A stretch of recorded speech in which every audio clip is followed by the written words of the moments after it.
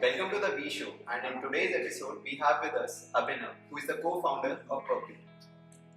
Welcome, Abhinav. Pleasure having you here. So we would start by knowing about you.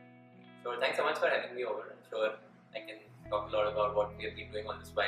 So at a high level, Perpule is a company which ensures that people don't stand in lines wherever they go. That's the mission and the vision on which we are. So we picked up a segment which is like the worst affected by queues, and that's the offline grocery stores, the likes of Hypercity, More, Pixar, all these guys. And we try to solve for queues there to ensure that people don't have to stand in lines. So that is what we kind of started with. And we're roughly about 2 years old now, and we work with all the top retailers in the country, the likes of Hypercity, More, Pixar, Spencer's, Metro, Heritage, and a few others to name a few.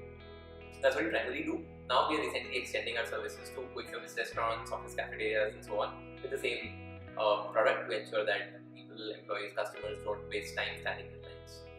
I got to know that you have a interesting anecdote regarding how this idea came up, and I would like to know this as well. Sure, definitely. So I think how it started was I was at my previous company along with my other co-founders, and that company has like a very nice program. Okay, they take all of us straight out of college as freshers, and then they send us to New York for a global training program.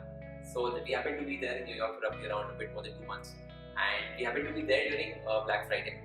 So that was, I think, one day that we kept for shopping, because when you're abroad, right, you want to buy things for friends and family and all of that, right? So we along with me along with 10 friends, we keep Black Friday as the day when we shop. I will go ballistic and cover all the shopping. So we went out to the stores somewhere around 11 a.m. in the morning. We came back to the hotel somewhere around 10, 11 in the night. To our surprise, not one of us bought a single item. It's like 10 people going out, agenda of the day is shopping, not one person buying a single item. That is how bad it was, and the only reason was queues, right? None of us really had that patience to stand in line, get items built. The minimum checkout time at a mall from JCPenney to Macy's to wherever you go was like 45 minutes to 2 hours, right? So none of us had that patience, which is why we gave up and did shop. That's when it triggered to us for the first time. Came back to India, had similar experiences with Pixar and more. Then, yeah, from then, that's it. And so you were already in a very questionable job, and then moving out, stepping up for something of your own. It's not something which everyone would step up for. So how did that phase go? Convincing others, peers, near ones, and good. Yeah, I think that's a good question, and I would actually have multiple answers to that again. So I would say one is, number one, there are a lot of external factors, and you will never know really what you're stepping into unless you really start doing it, and it changes over time. So jumping into this sort of unknown happens only when the timing is just perfect. Yeah. So maybe I'm a person like that who really had an aspiration to be an entrepreneur, and there's a great bunch of other people who really fall into that under that category. But even then, it's about the right place, right time. So things just went in the right direction, and the previous employer also was becoming a bit mundane. That's what kind of happens with all jobs, I think, over time. So I think that happened. Plus, I would say it's inner motivation, right? Like there are people who just want to be entrepreneurs. So, and the kind of environment I have been brought up in my college, so I'm from an IT Surat, like the entrepreneurship cell there is like really helpful again. So I would say all these factors put together cross a threshold. When the threshold is called for, then I think You were in that mindset to actually adopt. I was in the mindset from, I would say, first year of engineering. But then it took me that much time to really break the, I would say, silos and like start on what you really want to do. And it involves a lot of convincing, like you said, right? Finding co-founders, pitching it to them, pitching it to clients, making people really get on board with it, then paying you for your service. It's like a long journey. So I would say it took me very long, probably should have ideally taken lesser, but I'm still happy about it. And when entrepreneurs talk about ideas, what is your view on the fact that by working on an idea, what is more important, innovation regarding the idea, or it's about the execution? Because you might find similar ideas being executed in multiple ways. So what is your take on that? I would say it's just 1% credit I'll give to the idea. Remaining 99% is execution, and this is being proved again and again with time, right? Like food delivery can be one example, like many other verticals. Right? It's all about, I think, like I said earlier, two factors. Okay, one is the quality of execution. Are you really creating impact? That comes from a culture of measurement. Whether it's a product or it's a service or it's a habit, whatever it is, right? Are you creating impact? Is something changing? And if it's changing, it's at what pace it is changing, what impact it is creating, what benefit it is giving to the end user. Measuring that from day one is, I would say, very, very important. Second is around right place, right time, right? So I think a lot of entrepreneurs will feel like massively successful just haven't been in the right place, right time. I'm not saying that they don't deserve to be where they are, but if they have been doing this at any other time, they might not have been similarly successful. So that I would say is a factor that luck impacts. But again, luck only favors the ones who really do the hard work to make it. So in your journey of your company, like, there have been so many ups and downs of successes and failures. How do you keep a balance between your long-term goals and sort of short-term goals? How do you define them?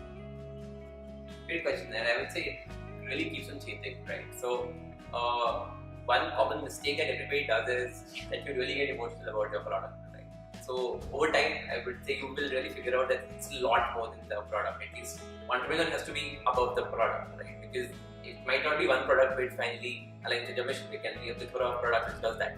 So I would say growing up beyond that, because for an entrepreneur it's all about the product, right? Because that's something he or she has created. So getting over that and really making sure that people will do the job with that quality, making sure that delegation comes in is very tough. I think it took me more than 1.5 years to get there.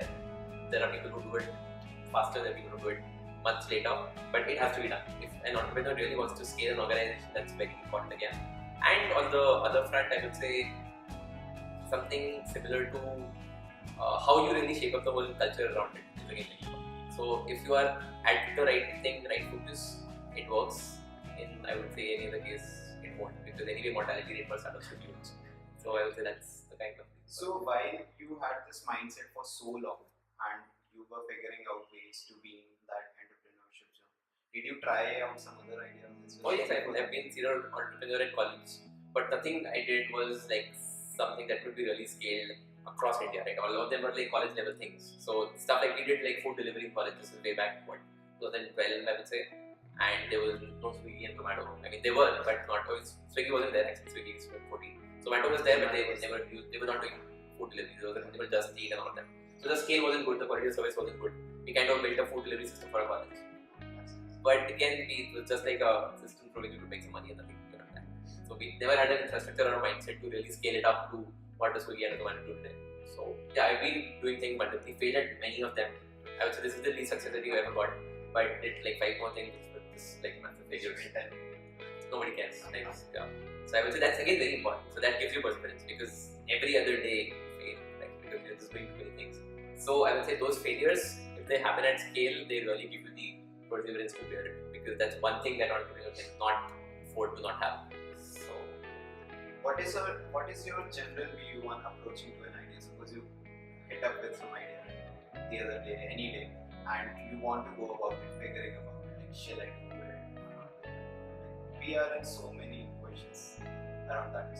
So because since you have tried so many things before this startup also, so these questions might have come up to you, or this phase might have come up to you when you were analyzing that idea. So what is your solution to that? How to go about it? it has two answers. Okay, one is before you have started a company, one is after you have started a company, and they are like quite different. Okay? So once before you're starting a company, right, it's very important to be in your zone and place where you are really driving something, and it doesn't matter whether it's true or not, you believe in it and you make people believe in it, right? You may be proved wrong with evidences and multiple other logical reasons, right? Because at that point there's no validation, there's no way you can prove it. So the only thing that matters at that time is a gut feeling. If you really have it, if you can convince people about it, it's totally worth a shot to try it out. So Steve Jobs used to call it like reality distortion field. You have to be away from reality because you're building something new. There's no reality about it. So before starting, you really have to be in your own zone where what you think is right. You should definitely be open for feedback and you should try to improve it, improvise it. But there will be a lot of people, I would say, more than who would be supporting it, would say it won't work. And that's just normal because it doesn't exist. So people can't say that it will work for things that don't really exist. That's just normal behavior. So making sure that you don't get demotivated by their feedback is very important. And making sure you have enough vision, power, energy and all of that to convince people. Because if you can't convince people, there's no way it's gonna work. Life is all about convincing people at different stages of life. And as you scale. So that's the first answer. Second is about once you are already doing something, then also it changes massively, right? Because the idea you started on, the product you're building, may not be the best way to solve it. Maybe may not be the only way to solve what you're trying to solve. So being open for that, trying to figure out how to pivot into something that adds more value is very important. Here, the approach has to be very different. You can't be about beating your own trumpet. What I think is right, because now you have data. And data makes business that nobody else. So if your data is in the right direction, go on doing what you're doing. But if it's not growing the way it is supposed to, then it's time to pivot.